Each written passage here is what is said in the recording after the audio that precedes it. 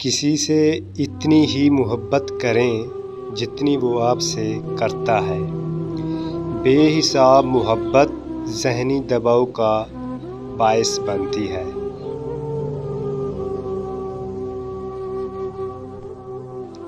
کسی پر بھروسہ کرو تو آخری حد تک کرو، آخر میں یا تو اچھا سبق ملے گا یا پھر اچھا دوست۔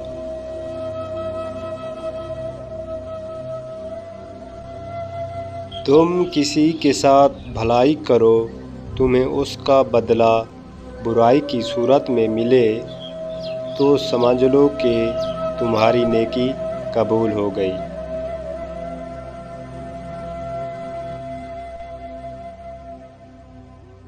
اس کو دوست مت بناؤ جو کسی محفل میں آپ کو شرمندہ کرے، خواہ وہ مذاق ہی کیوں نہ ہو۔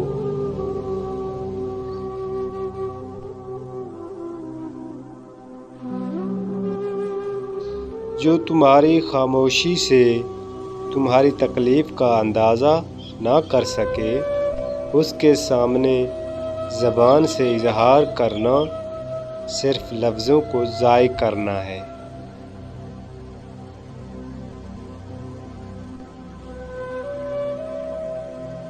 ان لوگوں کو کھونے سے ڈرو جن کے نزدیک دوستی کے رشتے خون کے رشتوں سے زیادہ عزیز ہوتے ہیں۔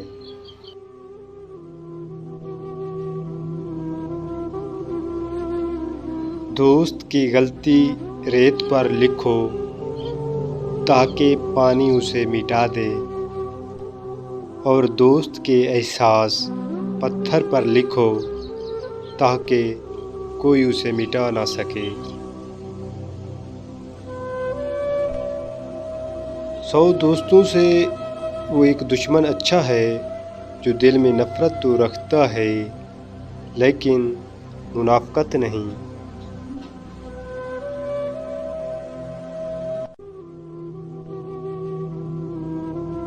جو آدمی دوسرے لوگوں کے عیب کی تلاش میں رہتا ہے، اللہ تعالیٰ اس کے عیب ظاہر کر دیتا ہے۔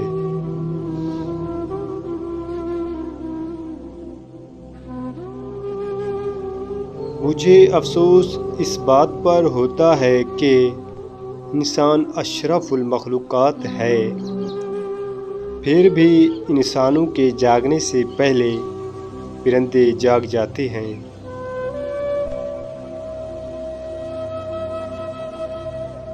ان لوگوں پر اعتبار کرو جو تمہاری 3 باتیں بھانپ سکیں، تمہاری ہنسی میں پوشیدہ درد، تمہارے غصے میں تمہارا پیار، تمہاری خاموشی میں پوشیدہ وجہ۔ پریشانی خاموش رہنے سے کم، صبر کرنے سے ختم، اور شکر کرنے سے خوشی میں تبدیل ہو جاتی ہے۔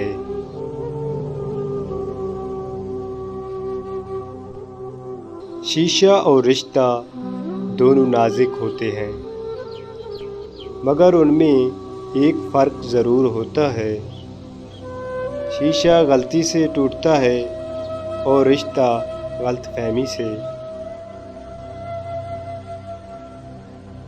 دولت، رتبہ اور اختیار ملنے سے انسان بدلتا نہیں، بلکہ اس کا اصل چہرہ سامنے آ جاتا ہے۔